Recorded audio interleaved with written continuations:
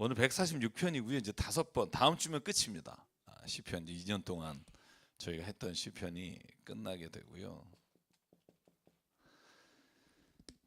그래서 오늘 저희가 할 수 있는 대로 한 3편 정도 진행하고, 그리고 다음 주에는 정리를 한번 하도록 하겠습니다. 그리고는 한 주 정도 방학을 하고요. 우리 전원희 목사님이 지금 특강을 4주를 좀 하시면서 이제 9월 학기를 제가 준비하도록 하겠습니다. 그래서 전원희 목사님이 지난 학기에 하신 말씀이 룻기세요, 학교에서. 근데 너무 은혜롭고 좋아서 여러분이 이 룻기를 좀 짧은 장이지만 나누시면서 은혜를 나누면 좋겠고요. 자, 146편 부터 저희가 150편까지 오늘부터 이제 내일까지, 다음 주까지 나눌 텐데요. 여러분, 146편에서 150편을 저희가 특별히 이름이 있어요. 146편에서 150편까지를 뭐라고 말하냐면, 여러분 딱 읽으셨죠? 읽으시면 느낌이 와요. 제가 지금 말하면 라고 이렇게 느껴지면 읽으신 거고, 전혀 감동이 없으면 이제 안 읽고 오신 건데,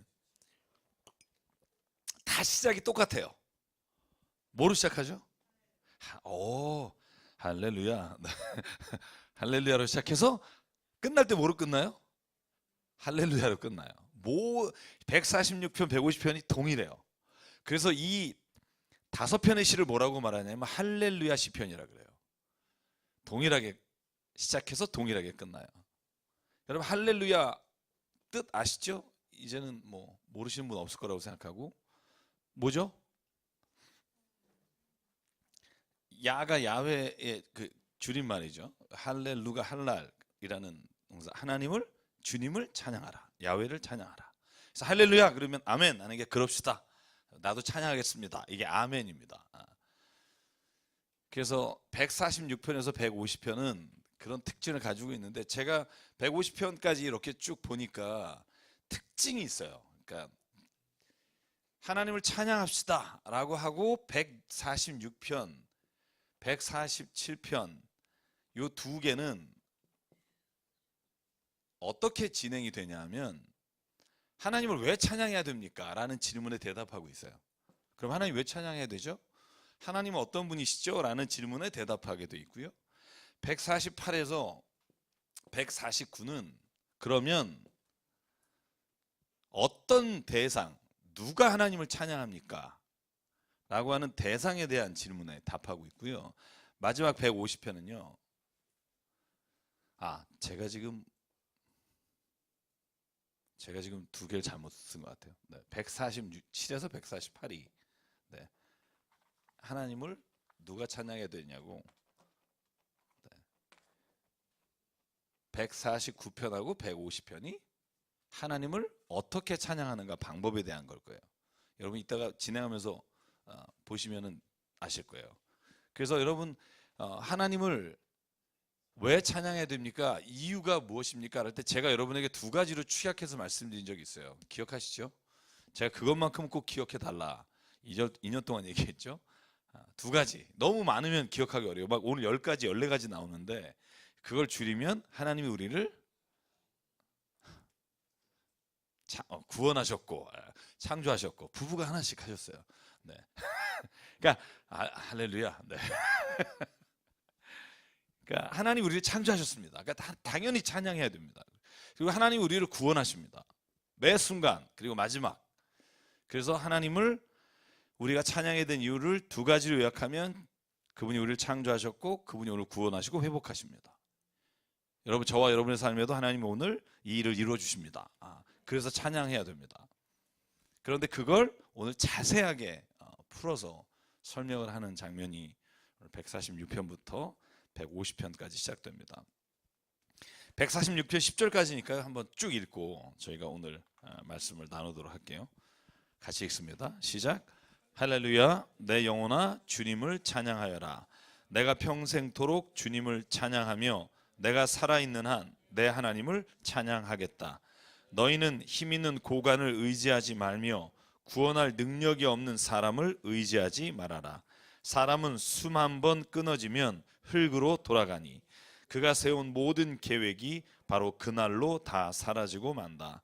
야곱의 하나님을 자기의 도움으로 삼고 자기의 하나님이신 주님께 희망을 거는 사람은 복이 있다.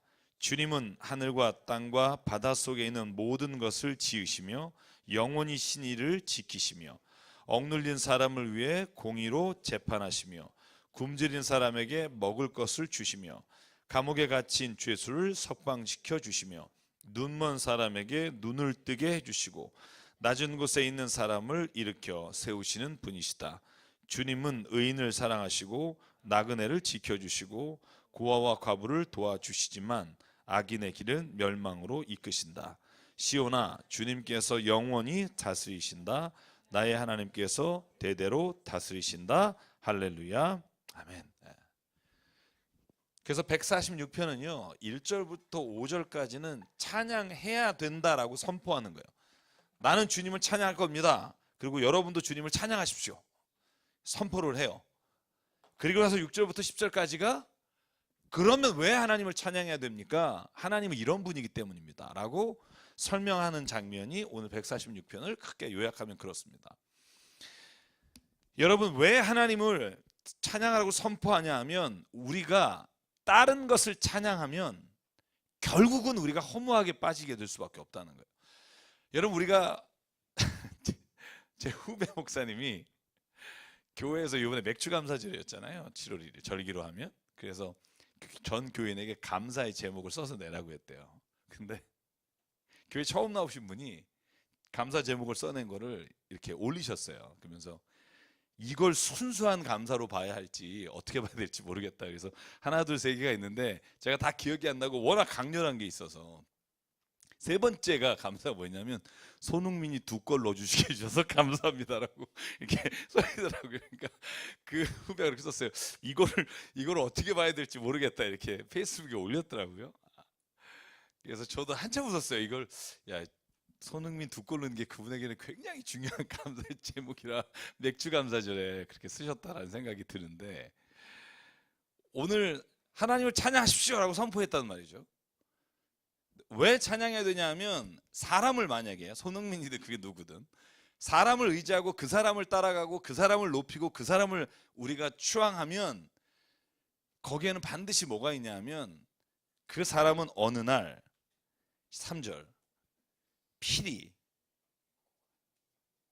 흙으로 돌아가고 그 모든 계획이 끝날 겁니다. 이게 3, 4절이에요. 그러니까 사람을 의지하면 여러분 그 사람은 결국은 망하고 결국은 그 사람은 죽으면 우리가 의지하고 기대했던 모든 것이 무너질 겁니다.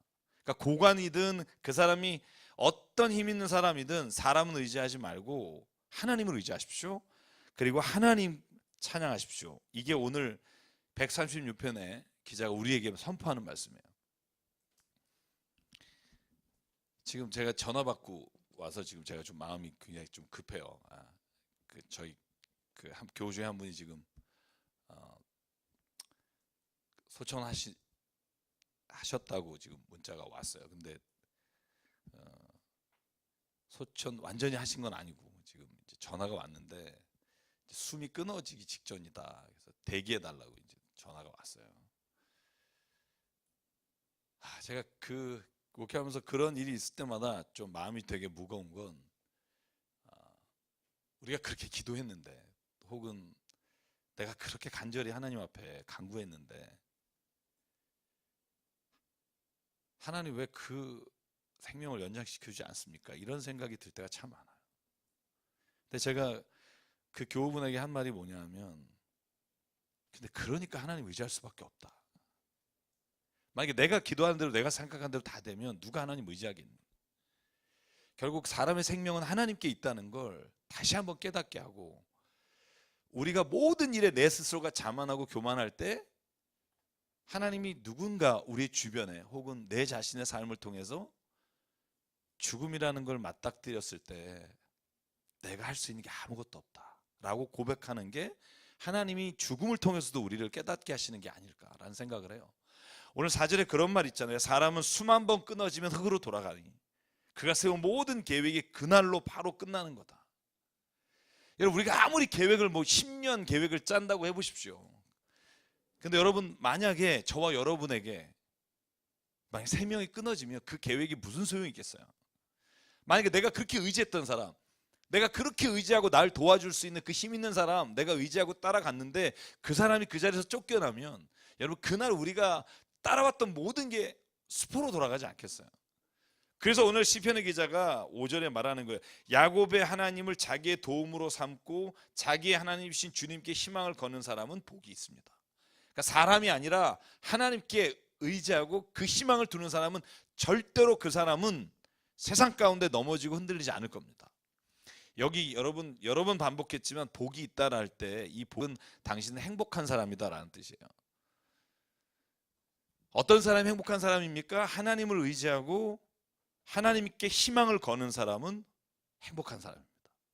결코 하나님은 그 밑에 쭉 10가지 설명을 해요. 당신에게 이런 분이기 때문입니다. 그 10가지가 뭐냐면 주님은 모든 것을 지으신 분이고 신의를 영원히 지키시는 분이다. 거짓이 없으시는 분이다. 억눌린 사람을 재판하시고 공의로 재판하시고 굶주린 사람에게 먹을 걸 주시며 감옥에 갇힌 자를 풀어주시고 눈먼 자에게 눈을 뜨게 하시고 그리고 낮은 곳에 있는 사람을 일으켜 세우시고 의인을 사랑하시고 나그네를 지켜주시고 고아 과부를 도와주시는 분이다. 그러니까 하나님을 의지해라. 하나님은 결코 너를 실망시키지 않을 거다. 이게 우리 시편의 기자가 하나님을 찬양해야 되는 이유, 그분은 우리 창조주시며 지금도 영원히 그 신의를 지키시는 분이다. 여러분 그 하나님 믿으십니까? 그 하나님을 믿고 따라가라는 거예요. 여러분 목회하다 보면 교회를 다니다 보면 우리가 사람들끼리 모여서 하는 일이 너무 좋아요. 이번에 제주도 2박 3일 다녀왔잖아요. 우리 장애우들과 함께 가서 너무 행복했어요. 그리고 막 그 추억을 잊지 못해서 바로 또 가자 뭐 이런 얘기들을 해요. 근데 저희가 기억해야 될 건 우리가 모여서 어떤 일을 하고 그거로 오는 기쁨, 그거로 오는 막 하나님이 주시는 행복과 만족감, 저는 그것도 우리가 내려놔야 된다고 생각해요. 왜냐하면 그것보다 더 우선되는 게 무엇인가 하면 거기에 하나님이 함께 하셨기 때문에, 우리가 주님이 함께 하신 자리이기 때문에 그 자리가 복된 자리가 되는 거지, 우리가 어떤 선한 일을 한다고 해서 그것으로 인해서 하나님께서 우리에게 주시는 은혜와 그것만으로 인해서 우리가 만족하게 되면 우리가 다시 넘어지게 되는 거죠. 제가 어제 그런 말씀을 좀 나눴던 기억이 나요. 제가 아버님이 이제 워낙 그 사회사업 일을 하시고 목회를 하셔서 평생 그렇게 사셔서 곁에서 보면서 왜 저렇게 사시나 이렇게 했는데 이 피는 못 속인다 이런 생각이 들어요. 그래서 제가 대학교 때부터 이렇게 누군가를 돕다가 배신당하고 손해보고 이런 경험이 좀 많아요. 제가 한번 쭉 생각해 봤어요. 저한테 이렇게 굉장히 충격적이었던 게 3번 있더라고요. 처음 제가 대학원 다닐 때 군포 가는 전철역 4호선에 아이가 전단지를 돌리더라고요. 엄마가 굉장히 아프고 병들어서 동생도, 그래서 초등학교 한 2학년 앉아있는데 전단지를 돌리는 거예요. 도와달라고. 근데 그때 마음이 막 강렬하게 제가 느끼기에 성령님이 강렬히 막 말씀하셔서 그 아이 손을 붙잡고, 그리고는 제가 있는 돈을 다 주고, 근데 걔가 수술비가 필요하다고 그랬더라고요. 그래서 제가 그 다음날 이 군포역 그 역에서 내가 너를 기다릴 테니까 12시까지 와라. 그리고 이제 돈을 마련해서 갔어요.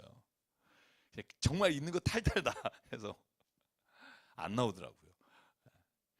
이제 그게 그 아이가 무슨 다른 일이 있었는지 잘 모르겠는데 이제 제 안에는 그 마음이 굉장히 허전했어요. 굉장히 허전했던 기억이 나요. 그리고 제가 강북에 선삼성교회를 섬길 때 배짱 마르신 분이, 저는 그런 증서가 있는지도 모르겠는데 교도소를 나오면 교도소를 나오는 증서가 있다고 보여주시더라고요. 자기가 교도소에서 나왔다고 교도소 퇴소된 증명서 있나요? 그런 게? 나 아직도 잘 모르겠어요. 그거를 보여주시면서 굉장히 배짱 마르신 분이 배고프고 돈도 아무것도 없고, 그래서 그때 제 옷 다 드리고 그 다음에 가방 드리고 그 다음에 있는 돈 다 드리고, 그리고 다음에 또 오시라고, 그래서 그렇게 보내드렸는데 그분이 나갈 때 교인들이 들어왔어요. 그래서 목사님 저 사람한테 뭐 줬냐고 그래서 뭐 이렇게 쭉 얘기를 했더니 저 사람 우리 동네 킬러예요 이러는 거예요. 그때 또 한 번 멘붕이 왔고요. 또 한 번은 고속터미널에서, 왜 그런 분 여러분 만나지 않아요? 막 지금 막 차 타고 가야 되는데 지금 차비 다 털렸다, 뭐 지갑 털렸다 그래가지고 그때 기억으로 4만 몇천 원을 제가 이렇게 있는 걸 이렇게 털어서 드렸는데, 나중에 이렇게 저는 차를 타고 갈 일이 없었고 그래서 나왔더니 그분이 버스 타고 가시더라고요. 시내 버스 타시고. 그래서 제가 이제 웬만해서 구력이 있어서 웬만큼 해서는 이제 뭐 속아도 속아 주는 거지 이렇게 속지는 않아요. 눈 보면 대충은 알 것 같아요. 우리 이승용 목사님 여기서도 한두 번 그랬던 기억이 나요. 근데 저는요, 제가 왜 이런 말씀 드리냐면, 우리가 사람을 돕거나 무슨 선한 일 할 때도요, 그 자체가 목적이 되면 실망스러워요. 왜냐하면 우리가 돕는 사람도 결국은 사람이고요, 배신할 사람이 있고요, 그거 고맙게 여기는 거 잠시 자기에게 유익이 될 때지, 자기에게 유익이 안 되면 또 나에 대해서 나쁜 얘기하고 다녀요. 결국 그 자체가 우리에게 기쁨이 돼서는 안 돼요. 그 자체가 우리에게 하나님 주신 기쁨이지만, 그 기쁨이 되는 이유는 성경의 말씀대로 하나님이 우리를 그 사랑하시는 게, 그 사랑이 넘쳐서 내가 그 상대방의 반응에 상관없이 주님이 주신 기쁨으로 해야 그 다음에 내게 그거로 인해서 다시 상처받거나 그거로 인해서 내 안에서 다시 쓰린 일이 일어나는 것도 하나님 막아주신다는 거예요.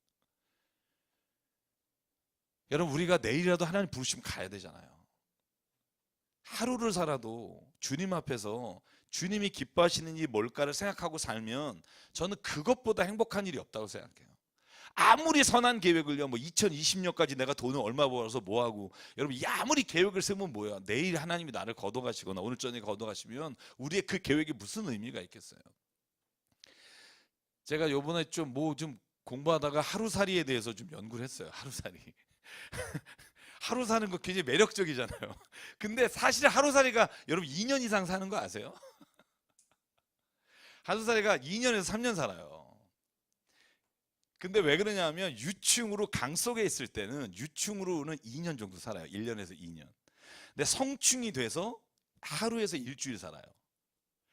근데 특별히 중간에 애벌레 단계가 없는 유일한, 그래서 유충이었다가 성충이 되는데, 성충이 돼서 왜 하루에서 일주일밖에 못 사는 줄 아세요?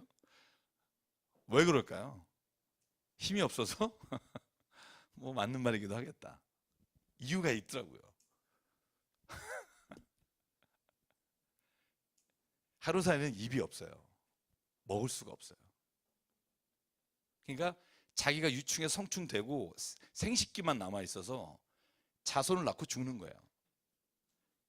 그러니까 먹지 못하니까 그 한 번 가지고 있는 힘으로 하루 사는 거 있고 일주일 사는 거 있고 그런 거예요. 그러니까 유충 때는 입과 같은 기관이 있어서 아가미로 숨쉬고 물속에 있는데, 성충이 되면서 입의 기관이 없어지는 거예요. 깜짝 놀랐어요. 제가 굉장히 충격받았어요. 그러면서 여러분의 목사 직업병 있잖아요. 이 말씀하고 연결이 되는 거예요. 우리가 세상의 것을 못 먹어도 죽지만 하나님의 말씀을 못 먹으면 죽는다. 그러니까 우리가 처음에 신앙생활 할 때는 막 말씀도 있고 굉장히 하나님 갈구하다가 조금 신앙이 성숙하고 뭔가 자리가 되면 그때부터 말씀을 갈구하지 않아요. 막 더 찾아야 되는데, 그죠? 그러니까 제가 오늘 저와 여러분의 삶의 사이에서 오늘 하나님 주신 말씀 가운데, 저는 사람 의지하지 말고 내 힘 의지하지 말고 내가 가지고 있는 지식이나 능력 의지하지 말고 오직 하나님을 의지하십시오. 이 말이 결국은 우리의 모든 살고 죽는 것, 우리가 누리는 모든 것은 하나님께로부터 와서 하나님이 걷어가시면 우리는 그것을 더 이상 할 수 있는 힘이 없다는 거죠. 여러분, 그게 우리의 아주 고백이 됐으면 좋겠어요. 하나님 앞에서.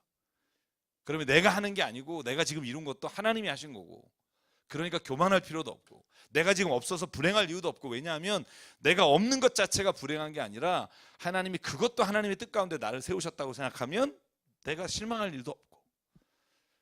오늘 하나님 6절부터 10절까지 말씀하시죠. 하나님 어떤 분이냐? 잊지 마라. 영원히 신의를 지키시는 분이고, 영원히 그가 너를 공의로 심판하실 것이고 먹을 걸 주실 것이고 일으킬 분이고, 이 말씀을 의지한다면 저는 우리가 어떤 상황에서도 하나님을 찬양할 수 있다고 믿습니다.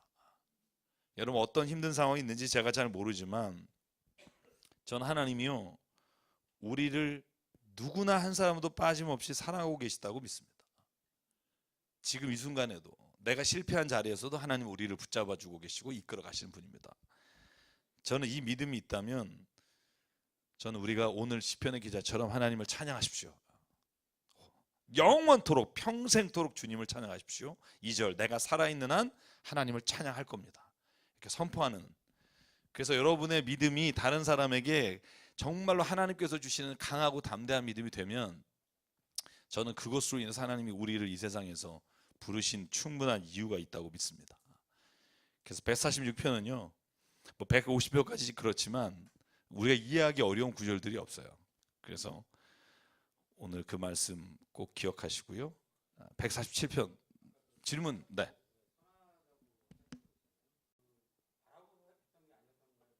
저도 이제 그런 고백을 하는 거예요. 그러니까 적어도 그 사람이 나한테 고마워하고 막 그 사람이 그렇게 하는 그거를 기대하고 이제 하는데 이제 그게 안 돌아오면 아이씨 막 이런 생각 드는 거죠. 내가 괜한 뭐 했나 뭐 이런 생각이 드는 거죠. 근데 그게 반복되고 나서는 이제 깨닫게 되는 게 이 자체가 하나님의 선한 것을 하는 것 자체가 내게 기쁨이고 능력이 돼야 된다. 그러니까 그 다른 결과로 인해서 내가 기쁜 건 사실 진짜 기쁨이 아니고 그건 어차피 순간적인 거고 없어질 건데 주님이 내게 주신 그 일을 했을 자체가 주님이 내게 주신 기쁨이다라고 느끼면 저는 그러면 결코 실망하지 않고 하나님의 일이 내게서 일어나는 것을 계속 할 수 있을 거다. 그게 제가 꾸준히 지금까지 생각하게 하시는 하나님의 말씀인 것 같아요. 그러지 않으면 우리는요 선한 일 하다가 왜 성경에도 나오는 것처럼 선한 일을 하다가 지치게 되는 거죠. 선한 일을 하다가 쓰러지는 거고 뭐 하나님 내가 이렇게까지 했는데 나를 이러냐고 우리가 하나님 앞에 대드는 거죠. 왜냐하면 그 선한 일과 하나님이 기뻐하시는 것 자체보다 사람들로 오는 걸 너무 기대하고 있으니까. 그래서 가끔은 우리가 사람에게 뭐 오른손이 하고 왼손이 모르게 하라 뭐 이걸 지키지 못하고 막 이런 게 중요한 게 아니라 내가 정말 어떤 때는 아무도 모르지만 내가 하나님의 일을 해서 기쁨이 있어야 돼요. 다 드러나면 재미없잖아요. 그러니까 남이 모르지만 하나님 앞에서 하나님이 주신 걸 기뻐하는 거 있잖아요. 저는 그게 있어야만 우리가 세상의 어떤 것으로부터 빠지지 않고 날 지킬 수 있는 힘이 된다. 너무 우리가 사람들로부터 오는 박수에 의식해서 그것만 따라가다 보면 사실은 알맹이가 없는 거죠. 결국 그 기쁨은 다 헛된 기쁨이에요. 사람이 박수치고 뭐 하는 것들은 시간이 지나고 나면 나중에 그 사람이 다 뒤에서 욕하고요. 뭐 인간은 다 그래요. 인간이 그래요. 그러니까 거기에 막 너무 일희일비하지 않아야 되겠다라는 생각을 말씀을 붙잡고 이 말씀이 옳기 때문에 하는 것이지 이 말씀을 해서 어떤 결과가 오니까 하는 거다라는 건 저는 이미 우리에게는 하나님의 말씀으로 시작한 게 아니라 세상으로부터 오는 것을 기대하고 하는 거다. 그런데 이제 우리 교회 공동체 안에서는 서로가 격려하고 힘을 줘야 되는 거죠. 왜냐하면 선한 일을 했을 때 누군가는 박수 쳐 주어야 힘이 나잖아요. 저는 그래서 교회 공동체 안에서 서로가 서로를 이렇게 축복하고 서로가 서로에게 힘을 격려하고 선한 일을 했을 때 하나님의 사람들이 얼마나 하나님의 일로 인해 기뻐하는지를 알아야만 우리가 그치지 않고 그 일을 할 수 있다는 거죠. 그래서 질문 주신 것처럼 제가 이제 그 배신가고 막 그런 느낀 게 다 제 스스로가 그런 기대했던 것들이 이루어지지 않았을 때 오는 자괴감이고 하나님은 우리가 하는 그 자체를 기뻐하신다고 생각해요. 그래서 가정에서도 마찬가지라고 생각해요. 제일 힘들죠. 가까운 사람들이. 그죠? 제가 주일날 간증했지만 그죠? 가장 힘든 게 가족이죠. 네. 147편 넘어갈게요. 147편. 네.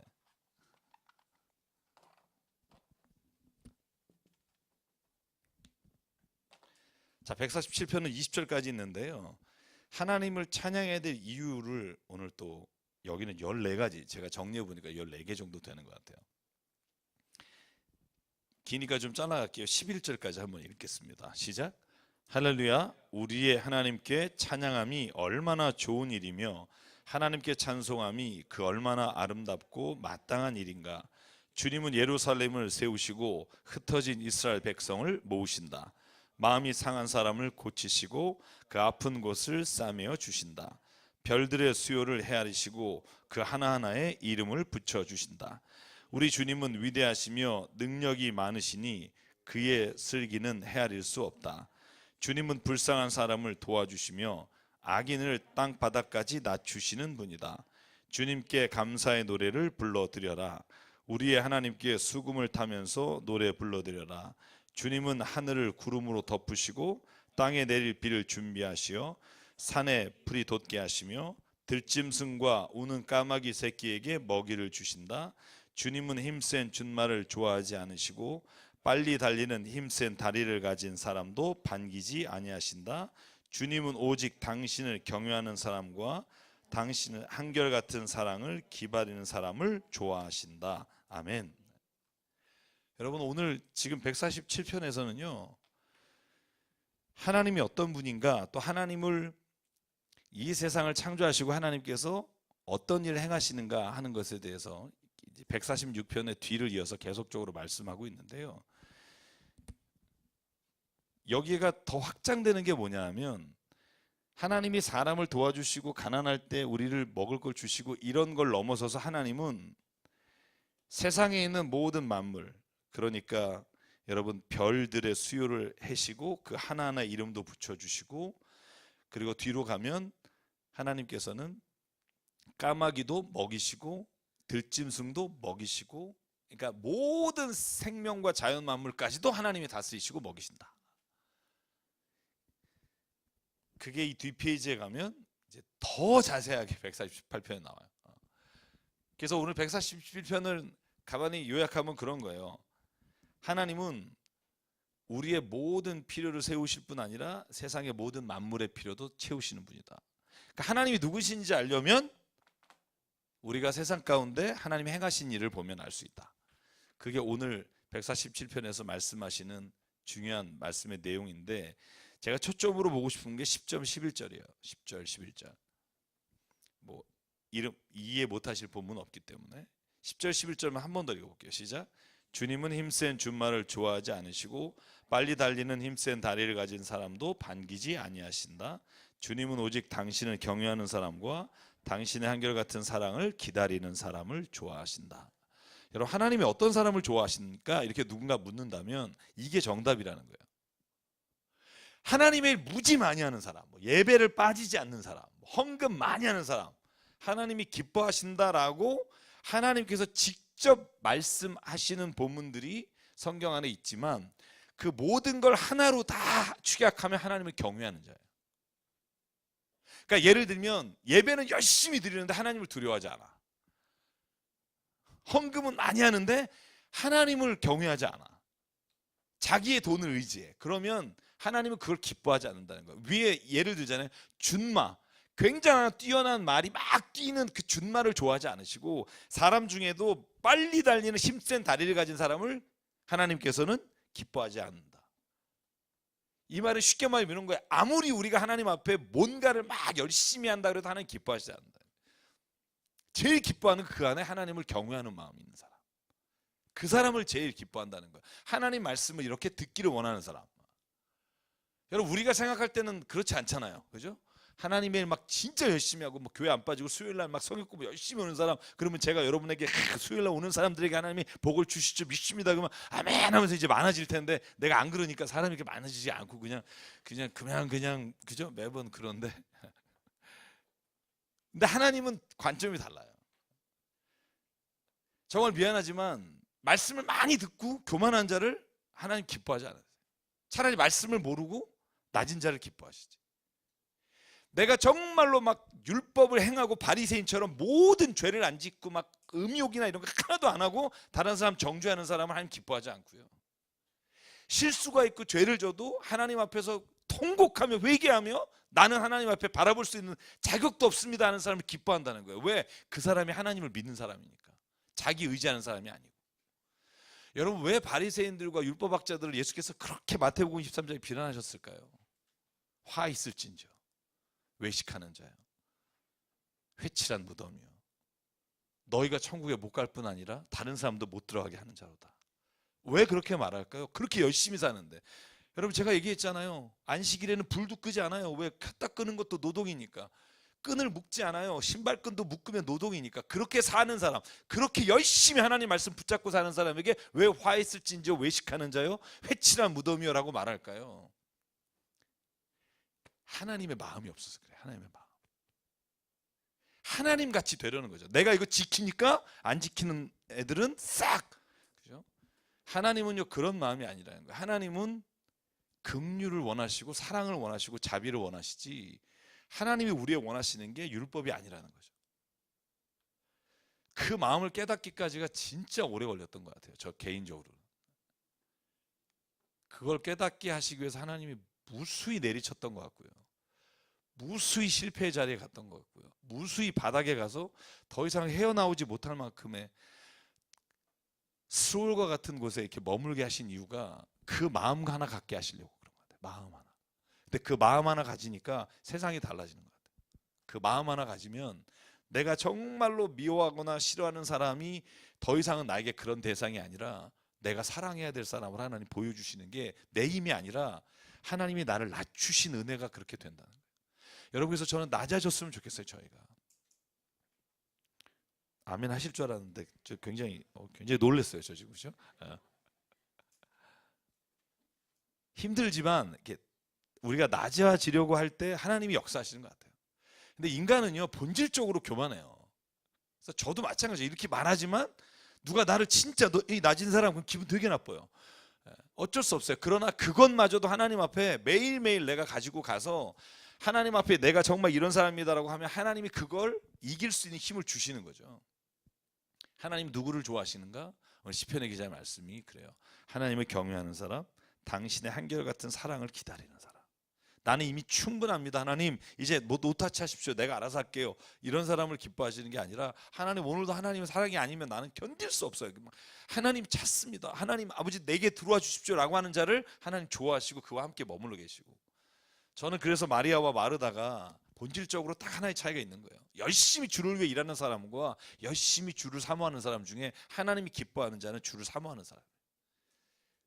주를 위해 열심히 일하다가 낭망하는 사람이 아니라 최선을 다해 주님을 기다리고 주님을 사모하다가 그 주님을 만난 것만으로도 세상을 살 수 있는 사람을 하나님이 원하시지, 하나님을 위해서 막 애쓰고 일하다가 스스로가 다시 또 막 세상 가운데 절망하는 사람을 하나님 원하지 않으세요. 그래서 욕심내시지 말라는 거예요. 욕심. 성경에 보면 모든 것에 있어서 나를 무너뜨리는 가장 큰 죄는 욕심이에요.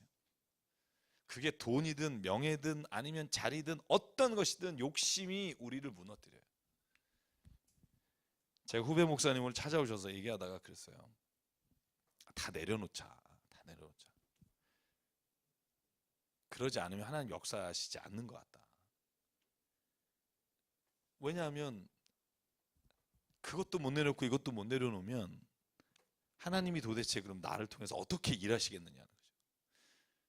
그래서 오늘 저는 이 시편에 하나님께서 이런 분입니다, 이런 분입니다, 이런 분입니다라고 말하는 부분 중에 저는 가장 중요한 부분이 여긴 것 같아요. 하나님을 사모하십시오. 하나님의 한결같은 사랑을 기다리십시오. 매일 아침 기도할 때 막 내게 주십시오 주십시오라는 기도하기 전에 하나님 내 안에 오늘 오셔서 나에게 임재하여 주시고 나를 만져주시고, 이 기도가 제일 먼저 저희에게 필요한 기도라는 거죠. 내가 뭘 하는 기도가 아니라 주의 임재하심이 있는 기도가 저는 가장 아침에 일어나서 저와 여러분이 해야 될 기도라고 생각해요. 12절부터 20절까지 한번 같이 읽을게요. 하나님은 어떤 분이신지 또 설명을 쭉 하고 있어요. 시작.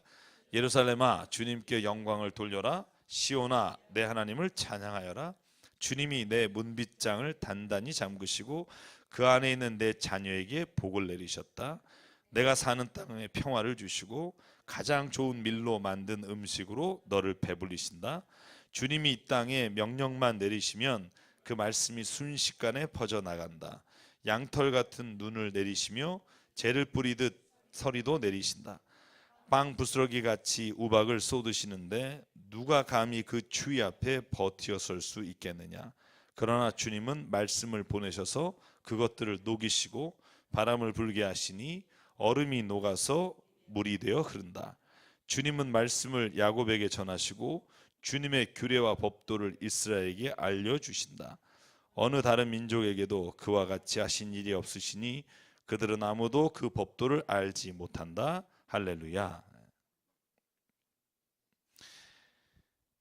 여기에서 나오는 단어들, 그래서 어떤 시편의 주석가는요 이 147편의 제목을 재밌게 정했어요. 사계, 사계절이죠. 사계, 그리고 대시하고 겨울 이렇게 놨어요. 겨울.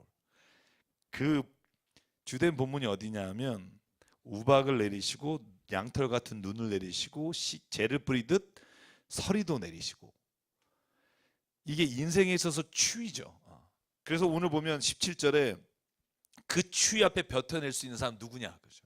우리 인생길에 이런 것들이 온다는 거예요.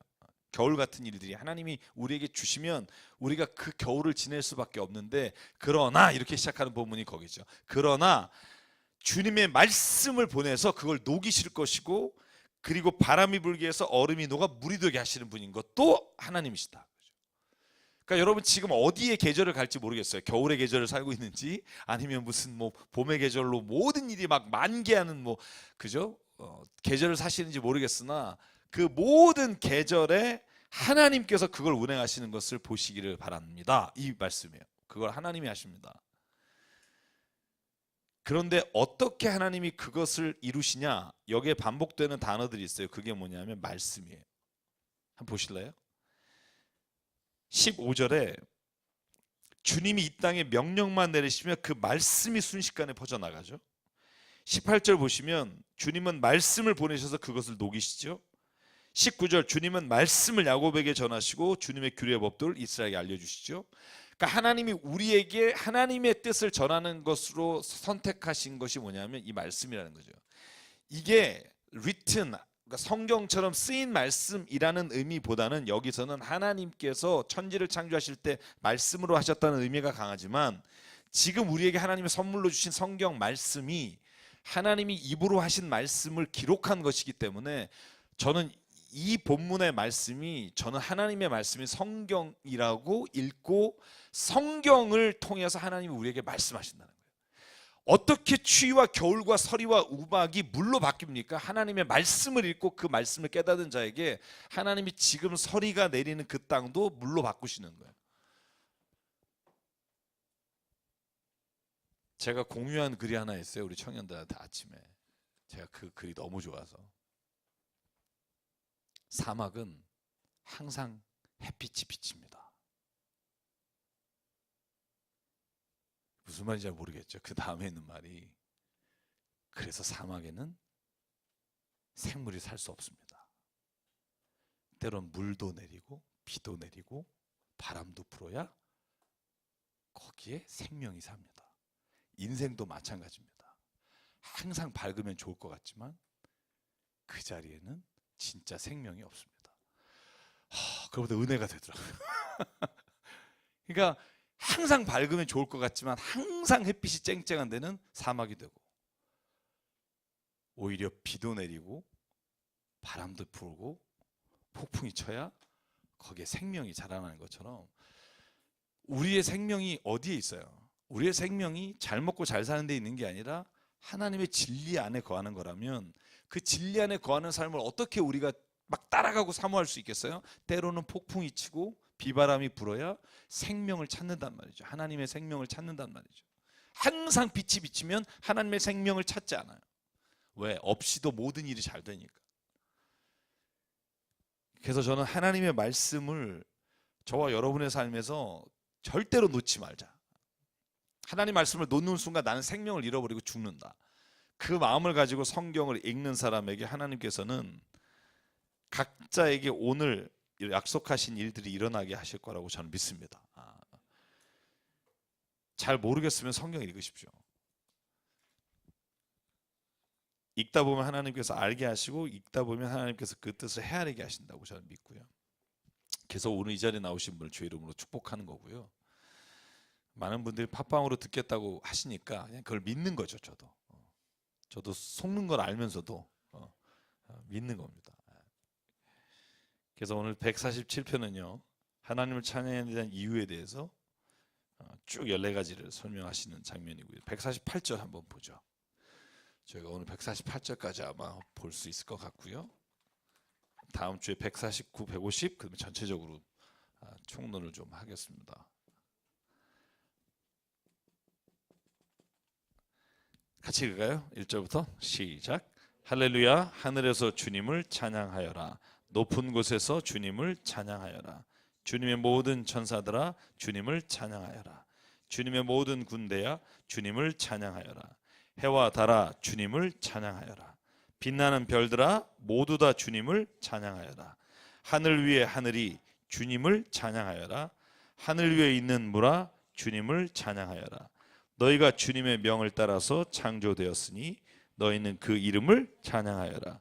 너희가 앉을 영원한 자리를 정하여 주시고 지켜야 할 법칙을 주셨다. 온 땅아 주님을 찬양하여라.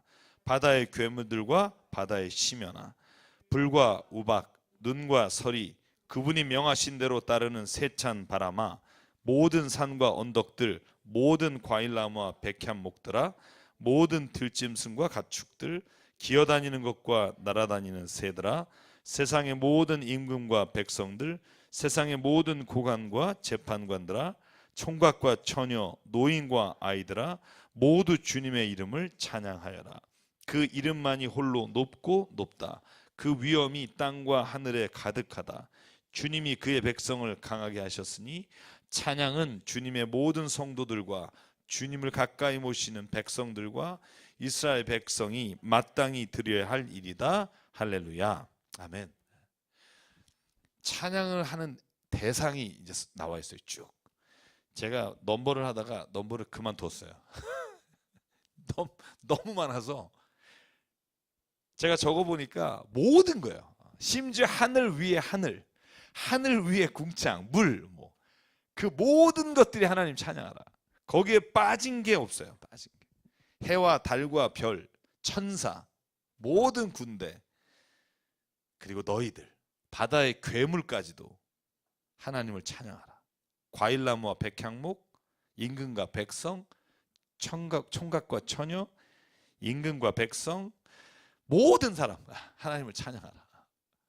여러분, 저는 이 시편이 148편이 유일하게 이렇게 모든 대상이 찬양해야 된다고 그 목록에 나와 있는 시편이에요. 그리고 맨 마지막 절이 찬양은 마땅히 드려야 될 일이다. 할렐루야 이렇게 되어 있죠. 제 개인적으로 저는 찬양을 좋아하는 사람은 하나님의 임재 가운데 거할 기회를 좀 더 많이 가질 수 있다는 생각을 해요. 개인적으로. 왜냐하면 이 음이라는 거 있잖아요. 우리가 음악적으로 노래라든가 아니면 모든 것의 기본이 되는 이 음이라는 게 하나님이 천지를 창조하실 때 왜 수를 창조하고, 음악도 수잖아요. 여러분 악기를 만들 때 보면 길이로 이제 음을 나타내게 되는데, 하나님이 창조하실 때 저는 가장 하나님께서 만드신 것 중에 아름다운 게 음악이라고 생각을 해요. 노래라고 생각을 해요. 근데 이게 제 생각이 아니라 성경에서 그 말씀들이 너무나 많이 나와요. 그러니까 찬양하는 것, 이걸 듣기 싫다 이러면 이제 저는 그게 약간 문제가 있다고 생각해요. 그러니까 찬양 장르는 다를 수 있어요. 찬양을 무슨 클래식을 좋아하거나 아니면 무슨 여러분 좋아하시는지 모르겠지만 뽕짝이라든가 트로트라든가 이렇게 찬양할 수 있죠. 그러니까 장르는 상관이 없는데 찬양 자체는, 저는 찬양을 좋아하게 되면 하나님과 가까이 지낼 확률이 커진다. 그래서 여러분들 찬양 얼마나 들으세요, 하루에? 우리 얼마나 들으시죠? 매일? 자주? 하루 종일?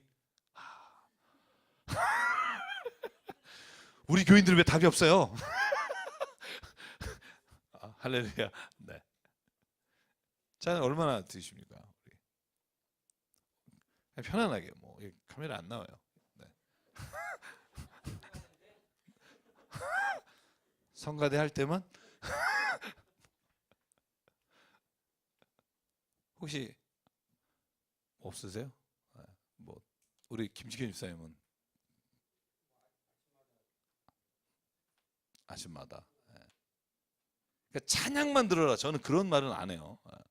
이런 가요도 들을 수 있고요, 클래식도 들을 수 있고, 근데 찬양을 듣는 것이 내가 볼 때 기뻐지고 좋아지면 신앙에 있어서 굉장히 많은 부분에 있어서 하나님께 가까이 갈 수 있는 기회를 얻을 수 있다는 거죠. 그러니까 노력을 하시라는 거죠. 이승주 목사님이 또 아마 만들어 놓을 거예요. 지금 안 놓으셨는데 찬양 CD를 만들어서 우리가 할 곡들 우리 찬양 리더하고도 얘기를 했는데, 그래서 여러분이 찬양을 일부러 듣기 어려우시면 유튜브에요. 정말 요즘은 너무 잘 돼 있어요. 들어가서 그냥 아침에 듣기 좋은 찬양, 뭐 피아노로 된 찬양, 뭐 힘이 없을 때, 뭐 연약할 때 듣는 찬양. 그래서 시리즈로 50곡씩 다 이게 나와요. 아침에 틀어놓으면 쭉 가요. 근데 뭐 여러분이 이제 돈을 좀 안 내면 이제 중간에 광고가 나오고 그런 걸 듣지만 그 틀어놓으면 근데 진짜 집에서 좀 쑥스러운 게 목사집인데도요. 제가 만약에 찬양을 이제 틀어놓잖아요. 그리고 쫙 틀어놓으면 딱 이게 문 열고 들어와서 저희 딸이 하는 막 웬일이야? 뭐 이런 확 이제 떨어지죠. 이렇게 막 배터리 떨어지고 그죠? 예. 이게 이제 그만큼 우리가 같이 찬양을 듣고 이러지 않는다는 거죠. 예. 서로가 각자가 들으니까. 그래서 저는 오늘 이 148편을 정리하면서 그런 말씀 드리고 싶어요. 그러니까 찬양이 내 삶에서 매일매일 끊이지 않게 하기 위해서 뭐 어떻게 하면 좋을까? 저는 오늘 이 대상들을 쭉 적어놨는데 1절부터 6절까지 히브리어 성경 8번이고 저희 성경은 9번 찬양하라 반복돼서 나와요. 찬양하라, 찬양하라, 찬양하라. 하나님을 높이라는 말이기도 하고 노래로 하나님을 찬양하라는 말이기도 한데 제가 이제 마지막 질문이에요. 어떻게 하면 하나님 앞에서 우리가 매일 찬양하며 살 수 있을까? 어떻게 하면?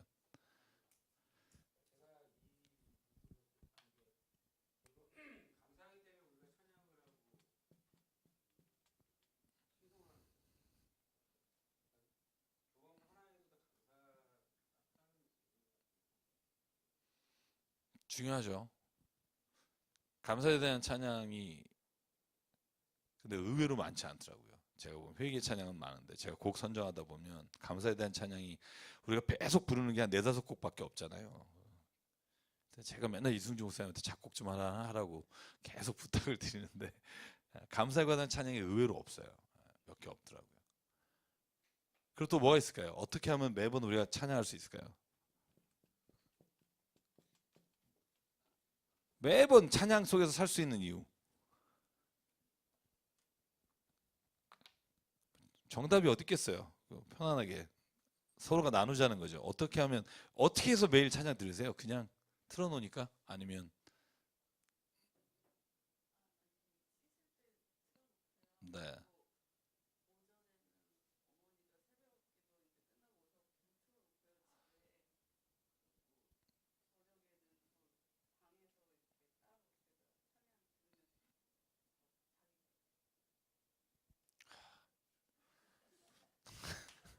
부럽네요. 네.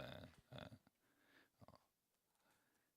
제가 세교 성경 공부할 때 드리는 말씀 중에 하나가 뭐냐면 내 삶의 모든 것이 하나님과 관련돼서 우리가 생각할 수 있으면 찬양을 찾게 돼 있는 것 같아요. 그러니까 예를 들면 힘들어도 찬양할 수 있어요. 왜냐하면 고난 중에도 하나님이 나와 함께 하신다는 걸 내가 믿기 때문에 아주 기쁜 일이 있을 때 찬양할 수 있어요. 왜냐하면 그 기쁜 일이 하나님이 주신 것이기 때문에. 그래서 어떻게 하면 매 순간 찬양하고 살 수 있을까라고 할 때 제가 가지고 있는 답은 내 삶의 모든 일어나는 일이 하나님과 관련해서 하나님과 관계돼서 내가 그것을 생각하고 내가 그것의 의미를 찾아내면 그러면 우리가 매 순간 찬양할 수 있어요. 아주 힘들 때도. 어떤 분 이래요. 진짜 너무 힘들면 찬양이 안 나온다. 너무 힘들 때는 하나님과 관련돼서 생각을 못 하는 거죠. 이건 나에게 주신 시련이다 이렇게 생각하니까. 근데 그것마저도 하나님이 나의 삶에 주신 하나님의 음성이다라고 생각하고 거기서도 하나님의 음성을 들으려고 하면 저희 교회 표처럼 삶의 모든 것이 하나님의 은혜라고 생각하면 저는 매 순간 찬양할 수 있다고 생각해요. 매 순간. 오늘 마지막 본문처럼 마땅히 해야 될 일이지 내가 하고 싶어서 하는 게 아니에요. 이게 무려 2번 나와요. 우리 아까 147편 1절 보시면 거기에 이렇게 나와요. 찬양함은 얼마나 좋은 일인가? 얼마나 아름답고 마땅한 일인가? 그러니까 시편의 기자는요. 찬양을 그냥 너 웬만하면 해라. 하면 참 좋다가 아니라 이 찬양하는 것이 성도와 하나님을 믿는 사람의 당연한 거다. 그거죠. 매 순간 하나님을 높여드리고 매 순간 하나님을 내 안에서 이렇게 노래, 찬양으로 하는 것. 이게 하나님께 마땅히 드려야 될 거다. 선택이 아니다. 저희 교회 찬양 예배 이렇게 물론 장르가 달라서 그런 분도 있겠지만 찬양 예배 이렇게 사람이 참 이렇게 들어오기가 쉽지 않아요.